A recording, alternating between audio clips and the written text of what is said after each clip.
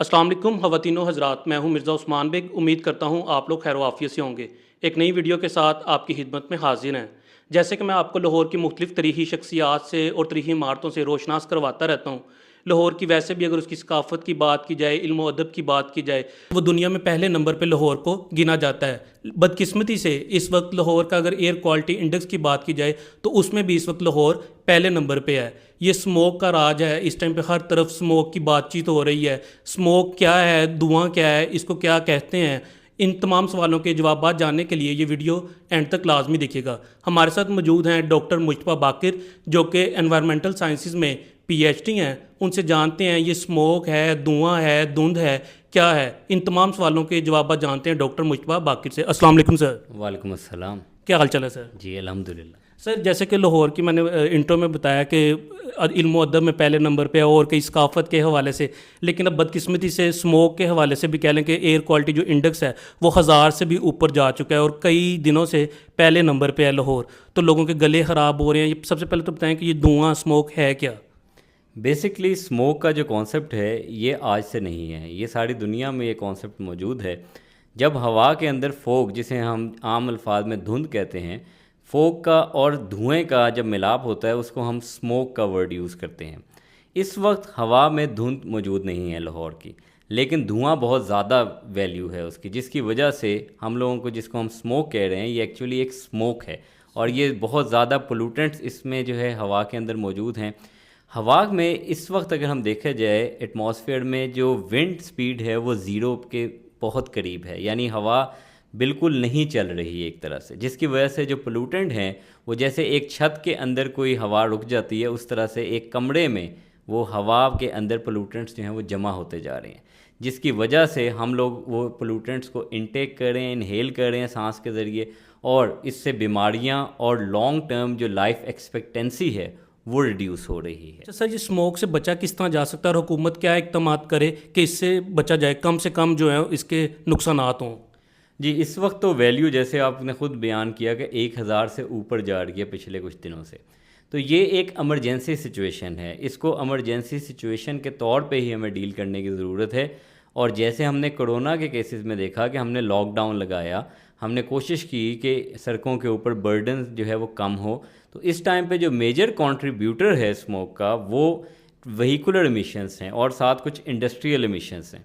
तो उनको कंट्रोल करने की एमरजेंसी ग्राउंड्स पर ज़रूरत है। वहीकुलर एमिशंस को कंट्रोल करने के लिए फ़ौरी तौर पर ट्रैफिक मैनेजमेंट प्लान बनाया जाए, जिसमें कुछ फ़िक्स नंबर प्लेट्स की, जिनका एंड नंबर जो है 1 से 3 से 5 से फॉर एग्जांपल शुरू हो रहा है, उसको मंडे को ऑफ डे दिया जाए कि ये गाड़ियाँ रोड्स पे नहीं आ सकती। इसी तरह से जो 2, 4 या 6 डिजिट जिनका एंड हो रहा है जिनकी नंबर प्लेट का, उन पर पाबंदी लगाई जाए कि वो ट्यूसडे को नहीं आएंगी। इस तरह अल्टरनेटिव डे से हम लोग एटलीस्ट जो है 50% ऑफ द वहीकुलर लोड जो है वो रिड्यूस कर सकते हैं अपनी सड़कों से।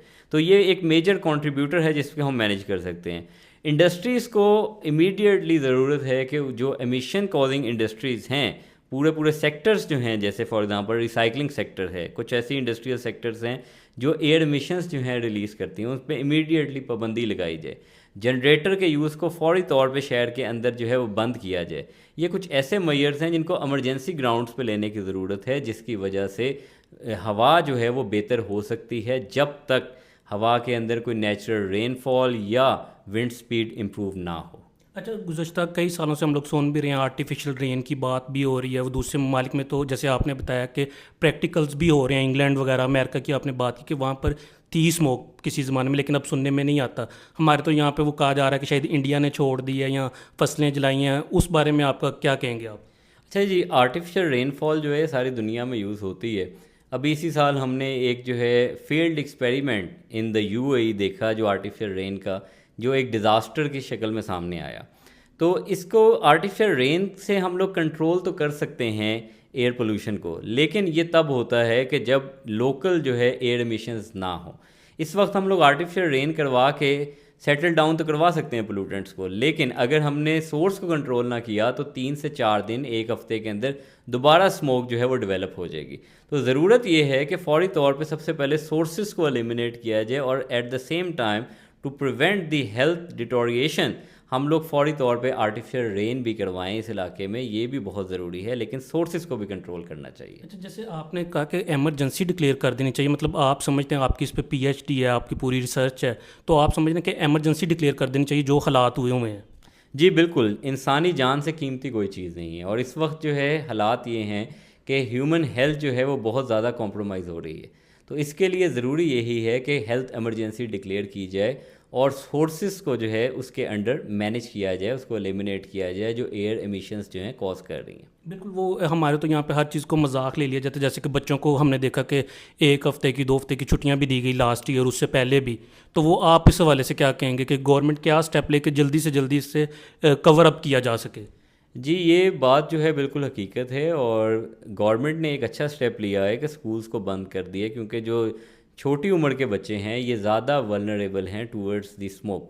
लेकिन वालदैन के लिए भी मैं कहना चाहूँगा कि वालदैन यहाँ पर बच्चों को कोशिश करें इंडोर जो है रखें ज़्यादा से ज़्यादा, ताकि उनका स्मोक से एक्सपोजर रिड्यूस हो।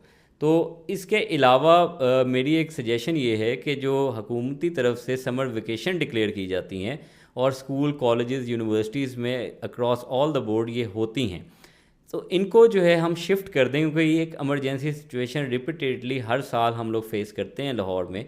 तो इस रीजन में एटलीस्ट लाहौर डिवीज़न के अंदर जो है जो समर वेकेशन है वो ख़त्म करके हम लोग अक्टूबर नवंबर के अंदर ये वेकेशंस दें, ताकि जो कैलेंडर एकेडमिक कैलेंडर है वो भी डिस्टर्ब ना हो, एजुकेशंस भी जो है डिफरेंट इंस्टीट्यूट्स में जो चल रहे हैं उनकी एक्टिविटीज़ वो भी डिस्टर्ब ना हो, और एट द सेम टाइम जो पब्लिक हेल्थ है उसको भी जो है सिक्योर किया जा सके।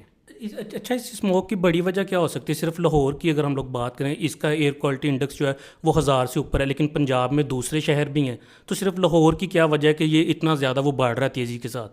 अच्छा जी, एयर क्वालिटी इंडेक्स जो है ये लोकली मेजर किया जाता है डिफरेंट रीजन्स का लाहौर में, उसमें भी अगर आप देखें तो वेरिएशन हमें मिलती है। तो जब हम इसको आइडेंटिफाई करते हैं कि रीज़न क्या आ रही है, तो रीज़न मेजर सोर्स उसमें व्हीकुलर जो एमिशंस हैं, ट्रैफिक कंजेशन, वो आ रही है। तो लाहौर के अंदर ट्रैफिक बहुत ज़्यादा है, और कंजेशन की वजह से ट्रैफिक जब रुकती है तो उसमें एमिशंस जो हैं वो मल्टीप्लाई हो जाती हैं। तो हवा ना होने की वजह से, यानी विंड स्पीड ना होने की वजह से जो पोल्यूटेंट्स हैं उस लोकल इन्वायरमेंट में जमा होते रहते हैं, और यही हम लोगों की वहाँ की एयर क्वालिटी इंडेक्स जो है ख़राब होने की मेजर वजह बनती है। तो ये लाहौर के लिए एक इमरजेंसी सिचुएशन ज़रूर है, लेकिन यहाँ पर मैं हाईलाइट करता जाऊँ कि पंजाब के जो बाकी शहर हैं वो भी ज़्यादा बेहतर नहीं हैं, वहाँ पर भी बहुत हेज़र्डस कंडीशंस ही हैं, 300-400 से ऊपर एयर क्वालिटी इंडेक्स जा रहा है। तो उसको भी एक इमरजेंसी ग्राउंड में ही ट्रीट करने की ज़रूरत है। ऑल द वर्स्ट जो है वो लाहौर की कंडीशन है, लेकिन पूरे पंजाब में ही एयर क्वालिटी इंडेक्स जो है वो बहुत जो है ख़राब तर जा रहा है। अच्छा, कोई भी डॉक्टर साहब, डेफिनेटली लोग आपकी बातों से मुस्तफ़ीद हुए होंगे, कोई भी आप लास्ट में मैसेज कोई गवर्नमेंट को देना चाहें, कोई बच्चों को, किसी भी हवाले से, स्मोक के हवाले से ख़ास तौर पर? जी, मैसेज उन सब के लिए यही है कि कोशिश करें कि इसको आप लोग, अपनी जान है तो जहान है, ये एक बहुत मशहूर कहावत है, और ये इसीलिए कहा जाता है कि जान की प्रोटेक्शन जो है वो सबसे पहली प्रायोरिटी होनी चाहिए। तो कोशिश करें कि जो आउटडोर एक्टिविटीज़ हैं उसको मैनेज करें, उसको जो है अवॉइड करने की कोशिश करें, और इंडोर ज़्यादा से ज़्यादा रहें। और इसके अलावा जो है पानी का इस्तेमाल ज़्यादा से ज़्यादा करें, गर्म पानी पिएं, आप कावा पिएं, ताकि आपके जो रिस्पायरेटरी सिस्टम है वो कॉम्प्रोमाइज़ ना करे, वो बेहतर से बेहतर ही रहे। Thank you so much doctor साहब। थैंक यू जी, बहुत शुक्रिया। उम्मीद करते हैं आज की वीडियो आपको पसंद आई होगी। अपने मेज़बान मिर्ज़ा उस्मान बेग और डॉक्टर मुज्तबा बाकिर को इजाज़त दीजिए। अल्लाह हाफिज़।